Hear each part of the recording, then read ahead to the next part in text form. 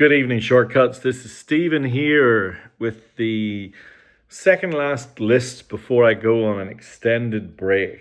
This is the rock list. This price list will go out 9 p.m. Sydney time this Wednesday, September 3rd. It's got some really cool stuff in it. I think some obscurities and some that are just hard to find. So I think you might enjoy it. For those of you who aren't aware, this list is the preview. If you would like to be on the price list in order to buy these records, drop me an email at shortcutsrecordsaus@gmail.com. So there was only one place to start with this list, and it's here.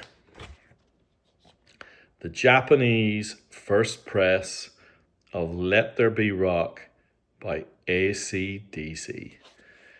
Go Down, Dog Eat Dog, Let There Be Rock, Bad Boy, Boogie, Problem Child, Overdose, Hell Ain't a Bad Place to Be, and finishing with the classic Whole Lotta Love with Mark Evans on bass. This is the last album with the classic kind of 5-piece that they were. Mark Evans left after this record.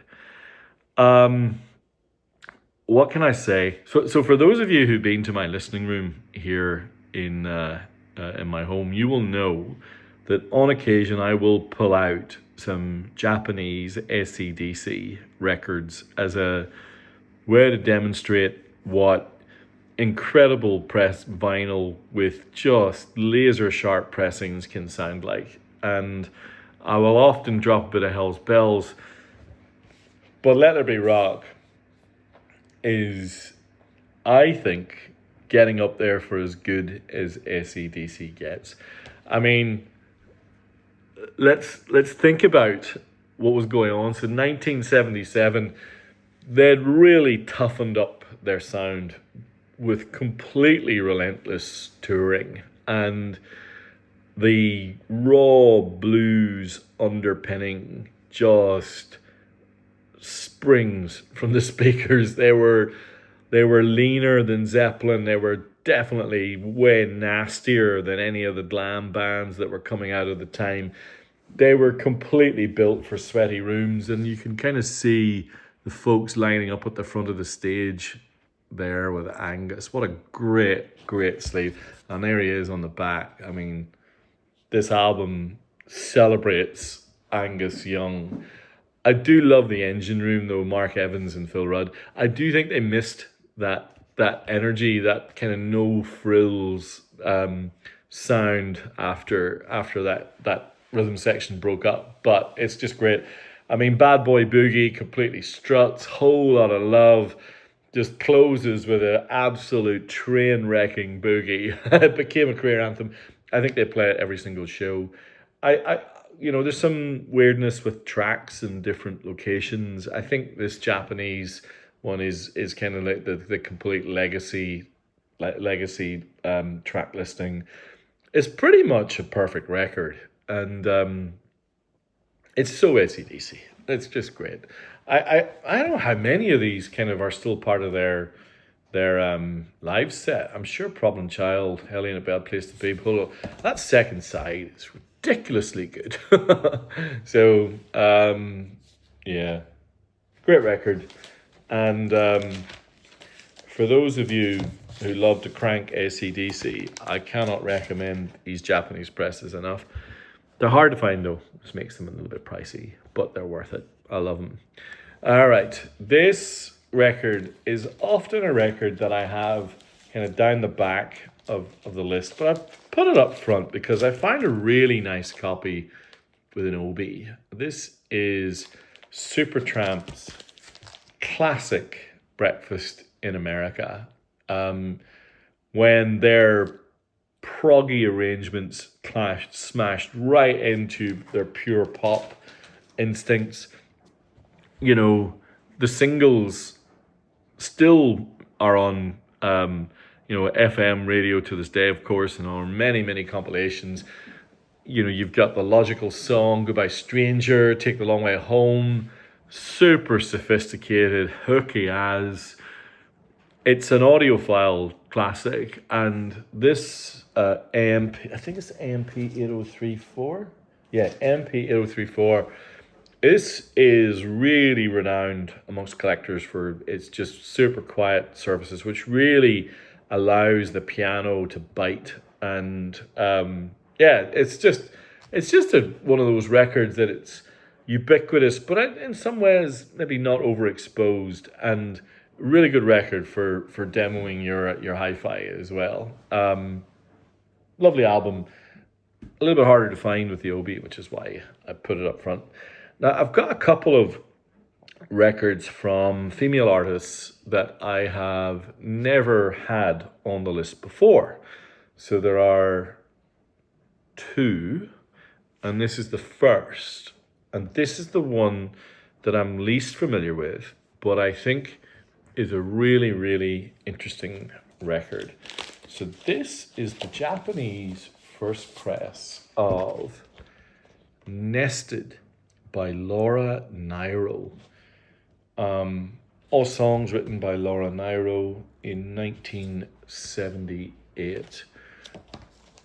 Bronx born, Laura Nyro is renowned for her soul jazz and kind of folk I guess, aesthetics, and a quite idiosyncratic writer. I think she has a cult following with songs like Eli's Coming, Stone Soul Picnic, and When I Die. She wrote lots of hits for other people, but her own solo albums are more cultish than that. And by this period, she had really stepped away from the spotlight, and she was writing more privately and leaning toward really quite an intimate sound. And so I played side one of this earlier today.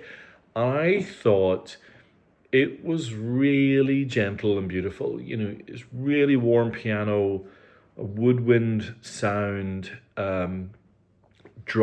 brushed drums, kind of like earlier 70s Carole King, but more harmonious, almost hymnal. It really, really interesting sound. That Melissa, my missus, she kind of liked it too, and so I think that whilst it's maybe a more modest record than some of the records we've had on the list, I think it's really, really interesting. And I sent a note to the folks in Shinjuku when this was on here, and I said, look, I'll see if there's interest in this, but I'm assuming there will be, and I would like more of these types of records, because I really do think this is a very fine record, and there's hopefully someone out there amongst you who really likes that natural reverb sound and that really beautiful honed aesthetic. It's really, really interesting record. Apparently, I was doing a bit of research. Apparently, she was pregnant while making Nested, and so I think you get a sense of the tone. It's really, really interesting. Now, I had to figure out what to come next, and I decided to go with probably the complete antithesis of Nested by Laura Nyro. I went with Queen's Sheer Heart Attack with Obi on the original Elektra label. There are many people who think that Sheer Heart Attack, with its kind of maximalist hybrid of harmonies and precision guitar orchestration and real hard rock bite, is, kind of the apex of Queen as an album. It certainly has campness and virtuosity, and I can understand why it's right up there for some people. I've got a soft spot for News of the World, but Brighton Rock, Killer Queen, Flick of the Wrist, Now I'm Here, and I'm gonna slide the Obi. Stone Cold Crazy, Misfire, Lap of the Gods, Revisited. It's certainly got something, and it's a very hard driving record. Hard to find in this condition with the Obi and insert. Really, really fine record. I think it's very collector friendly, I think. I don't know what the legacy of Sheer Heart Attack is, but the band went on to be, or being to be theatrical, and still maintain that super, super tightness. And a lot of the songs from that record, similar to Let There Be Rock, have been mainstays of their live set for decades. So, all right, talking about live records. Now, this is one that I have very, very rarely.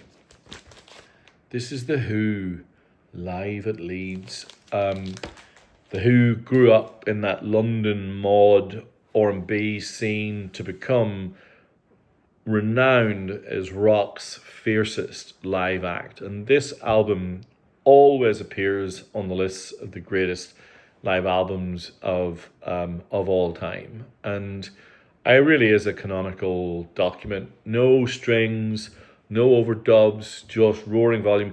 And I was talking to part of a music group, and we were chatting during the week about the number of 70s records where really live albums were effectively studio documents. You know, they didn't even really mix it properly at the sound desk because they knew they were going to, you know, kind of redo the whole thing.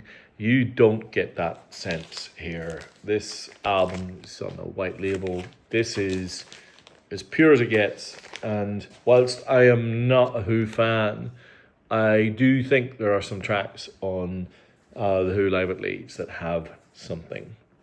Okay, we've had quite a few Pink Floyd albums over the last few months, but we haven't had this one for a long time. This is the Japanese first press hard cardboard gatefold in absolutely spectacular condition, and I mean that, of the final cut. You know, Pink Floyd by 1983, they were essentially a Roger Waters vehicle, but then, you know, that had been the case pretty much since Animals, really, and The Wall. There it is with the black inner and the inserts, and I mean in beautiful condition. It really is. This is as good a copy of this that I have ever seen. This record is as cinematic as Pink Floyd ever got. The orchestral swells on this super quiet vinyl, well worth it. I've had a Japanese copy of this for donkeys now, and I absolutely love it. My favorite track on here is the Fletcher Memorial Home, which is the second track on side 2. I like Not Now John as well, which was a rare Pink Floyd single, and was quite snarly and bitey. I think it's a really interesting record. I don't know where it sits in the Pink Floyd canon. I'm happy to have some comments on that. But yeah, fun record. Now, I mentioned that there was another female artist on the list on it with a solo album that is really intriguing. And this is it. This is Christine McVie's solo. I think it may well be her solo debut, 1984. Have I got that right? Yeah, 1984. I suppose my take on this, having sampled some of it earlier today, is that it is like she just stepped forward into the mix with a series of kind of AOR understated gems and just went for it. And a couple of songs really kind of stuck with me, even just on first listen. Got a Hold on Me, which is the opening track of side 2, and Love Will Show Us How, which was the opening track of side 1. I think those have got really chiming guitars and a really, really beautiful synth sound. And yeah, if you like that kind of 80s era Fleetwood Mac, there's a lot that, you know, is quite graceful about this record. I read a couple of people who wrote that this was her definitive solo statement, and maybe even the definitive solo statement of any of, you know, the Fleetwood Mac universe. So yeah, it's really, really nice. Obviously, none of these are particularly expensive, but it's a really interesting record. I think it's well worth exploring.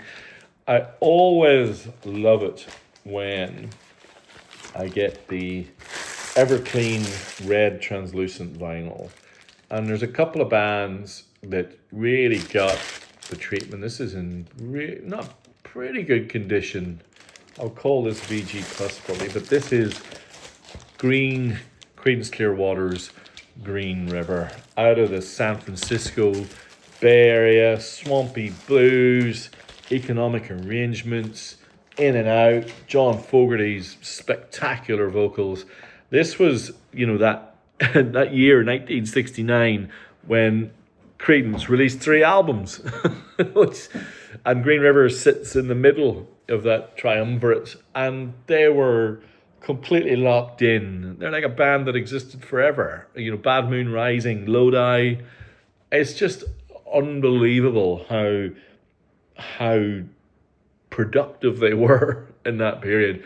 I really like the sound of Creedence on Japanese vinyl. There's been a lot of represses. Vinyl Me Please did a repress of Willie and the Poor Boys. I prefer the Japanese. Really fun. And that red vinyl is just spectacular. There's one other red vinyl record to come as well. Now, this is something I've never had before. This is the Japanese first press of Nazareth, Expect No Mercy. Not a band that I know a huge amount about, other than that they were on the Vertigo label, and that this record has this really interesting kind of poster type thing. Look at that. Scottish hard rock band with some kind of FM radio smarts as well. I really don't know where this one stacks up in their canon. Again, happy to be educated in the comments. But, Nazareth were known for their pretty snarly attack, grinding riffs and really quite snappy drums, and kind of Dan McCafferty's kind of sandpaper vocals up front. But yeah, let me know who knows what's what about that record, because I really don't know much about it at all. And I don't know much about these next few, because there's some really unusual things. How about this? This is The Color of Success by Morris Day. So Morris Day was the lead singer of The Time, who came under Prince's kind of Minneapolis umbrella. And I had a copy of the Times record about 6 or 8 weeks ago. And honestly, if I'd had 5 copies, they would all have gone. Now, this is obviously his solo record. And, again, sampling this is his swagger is still completely there. Synth bass, kind of cocked eyebrow croon, how I describe it, just full on 80s R&B. It's really, really, really fun. And I think there he is as a youngster, by the way. And there's the label. I'm kind of curious, for those of you who are Prince heads, where does this record sit in the Prince universe? Again, something new to me. I think it's a little bit more clubby, a little bit more dancey, but again, really, really interesting, curious record. Now, this is my personal favorite from the list tonight, and I had never heard of it. This is The Rainbows, Bala Bala, and it's from 66 or 67. There are 2 copies in the box, and the other copy's there. It's going right onto my shelf.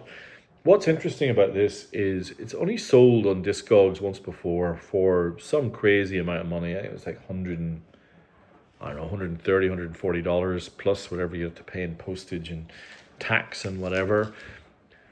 This will be a lot less than that, and whoever gets this will have an absolute bargain. So these guys were a mid-60s kind of European R&B beat group, and they had this hit in Europe called Bala Bala, which is the title track, and it spread beyond Germany, went all the way through You're a kind of a really kind of call and response 60s song with this really fantastic backbeat. Think like dance craze energy through continental garage rock. It's really raw, like kind of I don't know, like a floor filler. And this takes those kind of twangy guitars and tambourines and hand claps and 60s shout and response choruses and just goes for it. It sounds amazing. Just turn it up. It's brilliant for just turning on loud. It's like that pre-psychedelia from the 60s. It just makes you smile. I thought that the Japanese pressing kind of often those 60s bands who really kind of go with the hi-hat, the tambourine, there's a splashy sound. It really doesn't sound good. But this, I thought, sounded great. And really fun record. All right, a few more to go. This would be pretty close to Bala Bala. If Bala Bala wasn't for the novelty factor of Bala Bala, this would easily be my favorite record on the list. This is Solid Gold by the Gang of Four. Again, this is the Japanese first press. There's the track list. Paralyzed, What Do We Want, The Republic. Solid Gold is as muscular as the Gang of Four ever got. I know that Entertainment by the Gang of Four is their kind of legacy masterpiece, but if you like that record, then Solid Gold is well worth your kind of post-punk dollar. 1981, it's darker, it's a heavier sound, much more bassy, much more low end, a little bit more industrial, weightier. I don't know. It's really good. Kind of some of those tracks are quite danceable as well. Really interesting band, and some of these tracks were then remixed into various dub sounds and stuff. So they're a rabbit hole to dive down. The Gang of Four. All right, I've got three kind of legacy records that are part of Shortcut's history here. I've got the Japanese first press of Hotel California. Equal parts mythology and craft for me. I mentioned red vinyl. I have the red vinyl, and this red vinyl is really nice condition. Really nice. This is one of my favorite Elton records, Tumbleweed Connection, on red vinyl. Just beautiful. If you are into the red vinyl, picking up that Green River and this would be a very nice haul indeed. I think Tumbleweed Connection with songs like Ballad of a Well-Known Guy, Country Comfort, Amarina, Burn Down the Mission, it's really good. I think it's one of Elton's, obviously one of his deeper cuts, but it's really cohesive. It's just fantastic and quite orchestral, and so therefore the Japanese pressing sound great. And I continue to have just spectacular feedback on the Steely Dan records that have sold over the last month or so. I still have one more copy of Pretzel Logic on Japanese hard cardboard gatefold. There's the insert. Just an absolute touchstone for audiophiles and songwriters alike. Spectacularly brilliant album, and these Japanese presses really do knock it out of the park. So there you go, an unusual list from AC/DC to Steely Dan, from Laura Nyro to Christine McVie. If you would, Morris Day as well, if you would like to be on the price list for this, drop me an email, shortcutsrecordsaus@gmail.com. If you know more about Nazareth or Morris Day, please let me know in the comments. All new to me, Laura Nyro as well, Christine McVie, lots of new stuff as well as some classics. Thank you for watching and listening. And I tell you what, the genre list is similarly diverse today. All right. Thanks a lot. Bye.